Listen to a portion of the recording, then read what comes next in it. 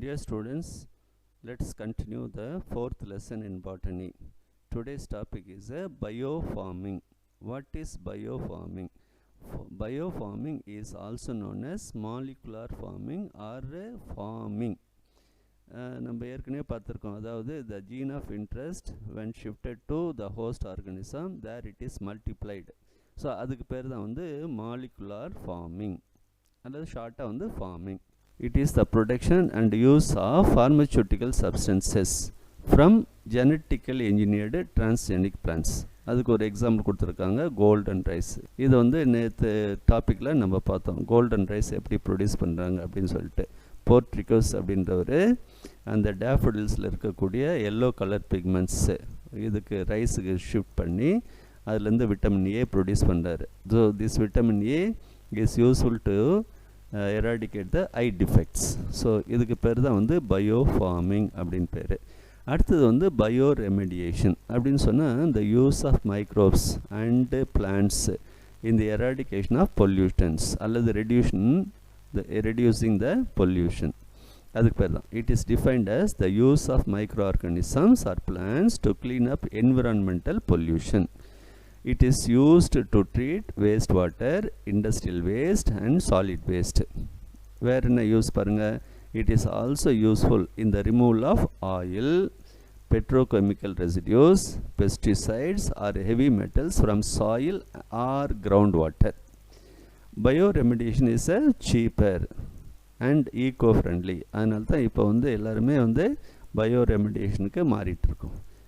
அடுத்தது நம்ம பார்க்க போகிறது இந்த பயோரெமிடியேஷன் how carried out by the use of indigenous microbial population. So use of microbesனா உடனே நமக்கு நினைப்பது என்னென்னா பாக்டீரியா, ஆல்கே, ஃபஞ்சை. ஸோ இதெல்லாம் அடுத்தது addition of adapted or designed microbial inoculants.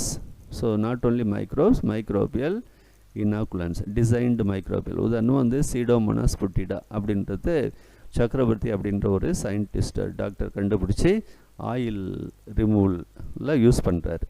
அதுக்கடுத்தது use of plants for bio remediation. இதுக்கு பேர் என்ன சொல்லுது, green technology, using the plants and treat the environmental pollution. அதுக்கு பேர் க்ரீன் டெக்னாலஜி. இது no side effect, eco friendly. Right. இப்போ என்னென்ன ஃபீல்டில் அப்ளை பண்ணுறாங்க அப்படின்னு பார்த்தோமா, ஃபஸ்ட்டு ஃபைட்டோ ரெமெடியேஷன். ஃபைட்டோன்னா plant, use of plants as remediation to environmental pollutants. அடுத்தது என்னது, மைக்கோ ரெமெடியேஷன். மைக்கோன்னா refers to ஃபஞ்சை, use of fungi to bring about remediation of environmental pollutants. அடுத்தது bioventing, produce more oxygen. It is the process of increasing oxygen or air flow to degrade the environmental pollutants. நம்ம கூட சொல்லுவோம், நிறைய செடி நடணும். எதுக்குன்னா மழைக்காக மட்டும் இல்லை, ஆக்சிஜனும் நிறைய ப்ரொடியூஸ் பண்ணும். So it will reduce the pollution. எப்படின்னா கார்பன் டை ஆக்சைடு எடுத்துகிட்டு ஆக்சிஜன் நிறைய விடும். அடுத்தது bioleaching. Bioleaching is the use of micro organisms in solution to recover the metal pollutants from the contaminated water. முக்கியமாக இண்டஸ்ட்ரீஸ் இருக்கு இல்லையா, அது liberate a lot of organic and metal pollutants. அந்த metal பொல்யூட்டன்ஸை ட்ரீட் பண்ணதுக்கு மைக்ரோப்ஸ் ஆர் யூஸ்டு. அடுத்தது bio augmentation. It is addition of selected microbes to speed up the degradation process. Right. இப்போ இந்த மைக்ரோப்ஸ் ஆட் பண்ண டீக்ரேடிங் ப்ராசஸ் வேகமாக நடக்கும். அதுதான். அடுத்தது கம்போஸ்டிங். இது நமக்கு தெரிஞ்சது தான். இந்த பிளான்ட் டெப்ரிஸ் இருக்கு இல்லையா, அதை டீகம்போஸ் பண்ணுற process. It is the process by which solid waste, அதாவது waste from plants, leaves, twigs, அதெல்லாம் it is decomposed by microbes into manure. அடுத்தது ரைசோ ஃபில்ட்ரேஷன். ரைசோ அப்படின்னு சொன்னால் இந்த area around the root system, அதுதான் சொல்லுவாங்க. It is the degradation of organic compounds by rhizosphere micro organism. அந்த ரூட்டை சுற்றி இருக்கக்கூடிய மைக்ரோப்ஸு அது என்ன செய்யும், அந்த டெப்ரிஸை ஆர்கானிக் காம்பவுண்டை சிம்பிள் காம்பவுண்டை மாற்றி அது பிளான்ட்ஸு கொடுக்கும். அடுத்தது rhizo stimulation. Rhizo once again root system. Stimulation அப்படி சொன்னால் அந்த ரூட் சிஸ்டத்தை நல்லா ஸ்டிமுலேட் பண்ணும், அதனால் பிளான்ட் க்ரோத் வந்து நல்லாயிருக்கும். ஸோ இங்கே பாருங்கள், it is the stimulation of plant growth by providing better growth conditions or reduction in toxic material. So இதெல்லாம் வந்து பயோ ரெமிடேஷனுடைய அப்ளிகேஷன்ஸ். அடுத்து நம்ம பார்க்க போகிறது வந்து பயோஃபியூவல்ஸ். இப்போது நம்ம சாதாரணமாக என்ன யூஸ் பண்ணுறோம், ஃபாசில் ஃபியூவல்ஸை யூஸ் பண்ணிகிட்ருக்கோம். ஃபாசில் ஃபியூவல்ஸ் வந்து cause air pollution, lot of air pollution. அப்போ என்ன செஞ்சாங்க, அதுக்காக ஒரு ஆல்டர்னேட் என்னென்னாக்கா பிளான்ட்ஸ்லேருந்து ப்ரொடியூஸ் பண்ணலாம், பெட்ரோலியம் ப்ராடக்ட்ஸ் எடுக்கலாம் அப்படின்னு சொல்லிட்டு அதுக்கு ஒரு எக்ஸாம்பிள் என்னென்னா ஜெட்ரோபா குர்காஸ் அப்படின்னு சொல்லுவாங்க. அந்த பிளான்ட் வளர்த்து அதுலேருந்து நிறைய எத்தனால் ப்ரொடியூஸ் பண்ணாங்க. அது இல்லாமல் sugar cane molasses, corn molasses, அதுலேருந்தும் எத்தனால் ப்ரொடியூஸ் பண்ணாங்க. இப்போ என்ன சொல்கிறாங்க பாருங்கள் first point, it is alternate for petroleum fossil fuels. It is also an alternate source for oils obtained from corn and sugarcane. So corn and சுகர்கேன்லேருந்து ethanol produce பண்ணுறாங்க. அதுவும் இல்லாமல் இப்போ ஆல்கே வந்து யூஸ் பண்ணுறாங்க, அதுதான் algal biofuel. The algae involved is Botryococcus பிரானியை. So இந்த பிளான்ட்டில், இந்த ஆல்கேலேருந்து பயோஃபியூவல்ஸ் ப்ரொடியூஸ் பண்ணுறாங்க. இந்த பயோஃபியூவல் வந்து ஈகோ ஃப்ரெண்ட்லி. அது மட்டும் இல்லாமல் சாதாரண வந்து micro organisms when grow in anaerobic conditions they produce sulphur. ஆனால் சில நேரத்தில் என்னாகும், they produce hydrogen case. So இந்த ஹைட்ரஜன் கேஸ் கூட நமக்கு ரொம்ப யூஸ்ஃபுல்லான பயோஃபியூவல். அது எந்த பிளான்ட்லேருந்து ப்ரொடியூஸ் பண்ணாங்க பாருங்கள், கிளாமிடோமோனாஸ் ரெயின்ஹார்டியேட்டி.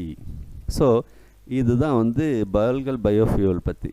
நீங்கள் அந்த பிளான்ட் நேம் மட்டும், அந்த ஆல்கல் நேம் மட்டும் நல்லா தெரிஞ்சுக்கோங்க. ரைட், அடுத்தது நம்ம பார்க்க போகிறது வந்து பயோ ப்ராஸ்பெக்டிங், அதாவது using the plant sources, how it can be commercialised.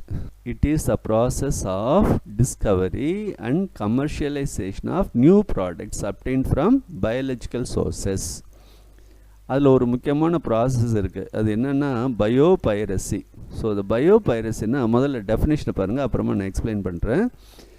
Biopiracy is defined as the manipulation of intellectual property right laws by corporations to gain exclusive control over national genetic resources without giving adequate recognition or remuneration to the original possessor of those source.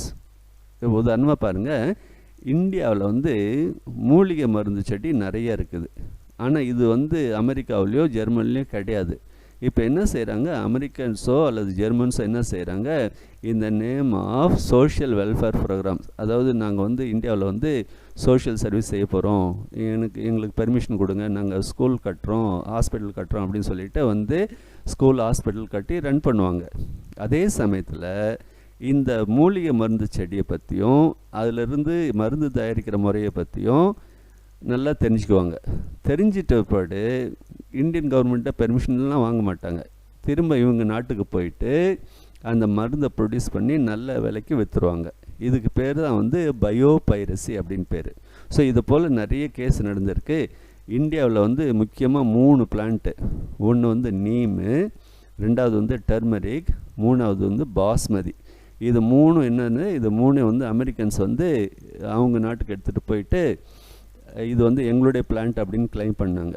But என்னாச்சு, India வந்து ஃபாட் back இந்த international court, அப்புறம் அதனுடைய ரைட்ஸை வாங்கிச்சு. அந்த rights பேர்னா patent அப்படின்னு சொல்லுவாங்க, patent. So இங்கே பாருங்கள், the indigenous products of Indo Pak such as turmeric, neem and basmati. The patents were given to American companies by US Patent and Trademark Office. So அவங்க நாட்டில் அவங்க பேடன்ட் வாங்கிட்டாங்க. But அது வந்து ரொம்ப ரொம்ப தப்பு. ஏன்னு சொன்னால் இது பயோ பைரசியில் வருது. But Indians were protected at the end by getting the patent. So இதுதான். அடுத்தது நம்ம பார்க்க போகிறது வந்து கடைசி பார்ட்டு, அப்ளிகேஷன்ஸ் ஆஃப் பயோடெக்னாலஜி. இந்த அப்ளிகேஷன்ஸ் ஆஃப் பயோடெக்னாலஜி என்னென்னா எந்த விதத்தில் நம்ம பயோடெக்னாலஜி நமக்கு யூஸ் ஆகுது அப்படின்னு சொல்லிட்டு இது வரலையும் பார்த்ததனுடைய கன்சைஸ்ட் அக்கௌண்ட்டு. இதில் மொத்தம் ஒரு 11 பாயிண்ட் இருக்குது. அந்த 11 பாயிண்ட் பாருங்கள். எல்லாமே தெரிஞ்ச பாயிண்ட் தான், எல்லாமே படிச்சிட்டோம். ஃபர்ஸ்ட் பாயிண்ட் பாருங்க, biotechnology is one of the most important applied science in 21st century. It is the trusted area that enables us to find out the beneficial way of life.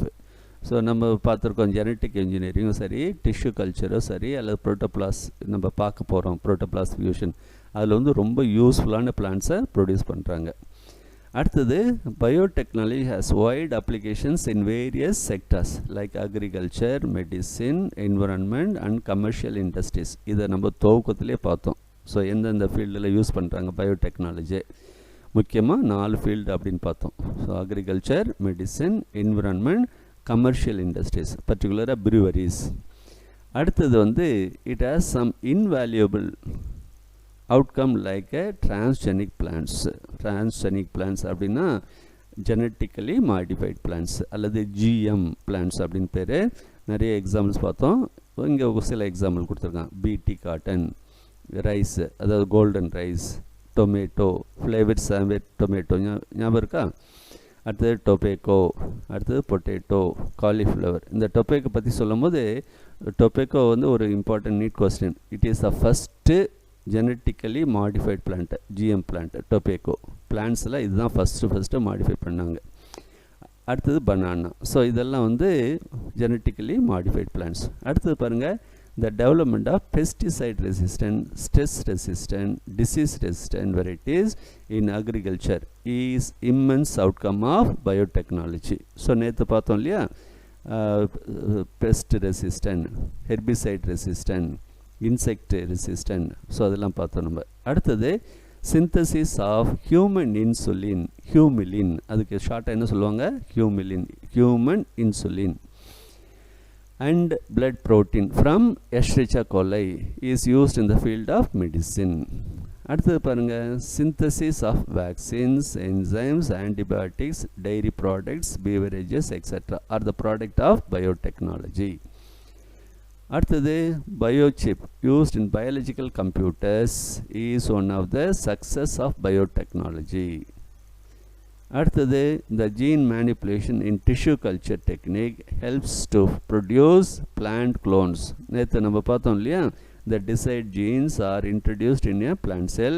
அப்புறம் அந்த plant cell வந்து tissue culture மூலியமாக ஒரு டிஷ்யூவை வளர்க்குறாங்க. அந்த tissue பேர் callus. அந்த கேலஸ்லேருந்து நிறைய பிளான்ட் ப்ரொடியூஸ் பண்ணுறாங்க. அப்போ அந்த பிளான்ட்டெல்லாம் வந்து ஜெனட்டிக்கலி ஐடென்டிக்கல். அதனால தான் அதுக்கு பேர் என்ன சொல்லுவோம்? பிளான்ட் க்ளோன்ஸ் அப்படின்னு பேர். ஸோ இன்னும் நம்ம தெளிவாக அடுத்த டாப்பிக்கில் பார்க்க போகிறோம். டிஷ்யூ கல்ச்சர் அப்படின்ற டாபிக் இருக்குது, அதில் நம்ம பார்க்க போகிறோம். அடுத்தது வந்து என்னது, single cell protein from spirulina is utilised in food industries. Not only spirulina, நம்ம ஒரு குரூப் ஆஃப் ஆர்கனிசம் பார்த்தோம். பாக்டீரியாவில் ஒரு 3, ஃபஞ்சையில் ஒரு 3, ஆல்கையில் ஒரு 3, அதாவது ஸ்பைருலைனா, குளோரெல்லா, கிளாமிடோமனஸ் அப்படின்னு பார்த்தோம். ஸோ இது எல்லாமே எந்த எக்ஸாம்பிள் வேணாலும் எழுதலாம். அடுத்தது பாயிண்ட் என்னென்னா, production of secondary metabolites, biopesticides and enzymes. கடைசியாக பயோமாஸ் எனர்ஜி, இப்போ தான் பார்த்தோம். Biofuel, bioremediation, phytoremediation for environmental biotechnology. So இதெல்லாம் வந்து அப்ளிகேஷன்ஸ் ஆஃப் பயோடெக்னாலஜி. ஸோ இதோட இந்த லெசன் முடிஞ்சிருது. டியர் ஸ்டூடெண்ட்ஸ், நீங்கள் வந்து அசைன்மெண்ட் எழுதும் போது வெறுமனே புக்கையோ அல்லது நாங்கள் கொடுத்த நோட்ஸை வந்து பார்த்து எழுத வேண்டாம். அது நல்லா தான், எழுதுறது நல்லா தான். ஆனால் ஒவ்வொரு தடவையும் நீங்கள் வந்து இந்த வீடியோஸ் நல்லா கவனித்து கேட்கணும். அந்த வீடியோஸ்லேருந்து நீங்கள் ஆன்சர் எழுதணும். அப்போ தான் ஆன்சர்ஸ் வந்து கம்ப்ளீட்டாக இருக்கும். அது மட்டும் இல்லை, உங்களுக்கு ஒவ்வொரு தடவையும் நீங்கள் வீடியோ பார்க்கறத விட நீங்கள் நோட்டில் எழுதுறதால என்ன செய்யணும், கடைசியாக நீங்கள் நோட்டை படித்தாலே போதும். ஸோ எடுத்து ஒரு கிளான்ஸ் கொடுத்தாலே, ஒரு ரிவிஷன் கொடுத்தாலே போதும். ஸோ இப்படி தான் நீங்கள் செய்யணும்.